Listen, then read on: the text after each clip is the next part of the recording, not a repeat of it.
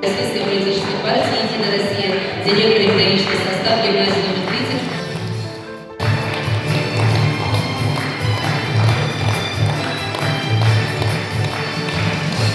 Такая прекрасная, красивая, многодетная семья, ваши аплодисменты, многодетная, немолодая.